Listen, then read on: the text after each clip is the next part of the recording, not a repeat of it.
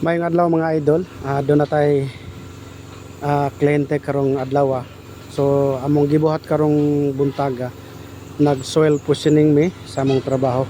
Project sa ubuhan diri sa Tagbilaran o sa kinaka commercial building. So among gihimo nag soil positioning una for phase 1 sa footings.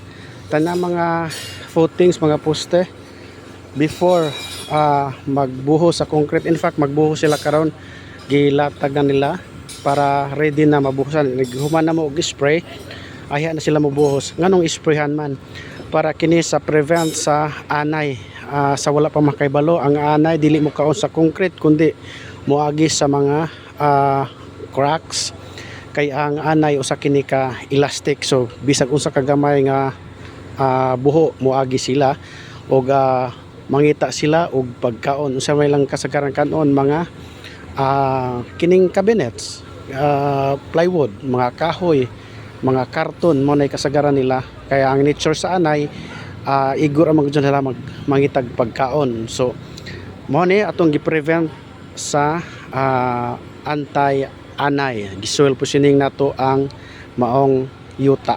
So mo ni ang sitwasyon sa mga building. Hindi guman na mag-spray, magbuhos na sila sa footings nya. Ang phase 2 ani mga idol, sukalo, then mag ay pa ibutang ang hollow block, ay pa install ang hollow block mga idol, atong isprayhan na sad, dayon magbutang na sad ta sa last phase na to sa flooring. Before mag flooring ato na sang isprayhan. So balik katulot mo service ining project ka. Then last phase kadtong powder sa tanang outlets, electrical outlets, butang ato powder kay ang anay adto sad moagi sa mga kasagara adto sa gi buho nga butangan bitaw mga outlets ug switches adto na sila moagi. So nagpadayon ang kauban adto og spray. Then tuata kining hose paingon ni sa tuhang makina tuwa sa bunkhouse tungod kay layo man ang tubig. So niata mas nindot kay niabot ang hose ato napay buho dadto mao tayong isprayan gyapon. Pero bisan pagdili pa nila butangan og tawag ani kining mga steel bars, ato gyapon isprayan kay human naman og tawag ani kalot. So dagko kayong buho nga gi-isprayan sa akong kauban,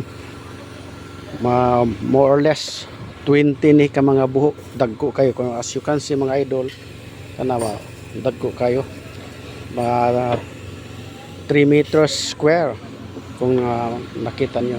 So mo na itong isprayhan mga idol kada buho, kay kining area, kining sitwasyon na anayonon base siyang porma sa lote. So atong i-prevent para ang anay dili makasulod, importante sa flooring yun mga idol. Daghang salamat mga idol.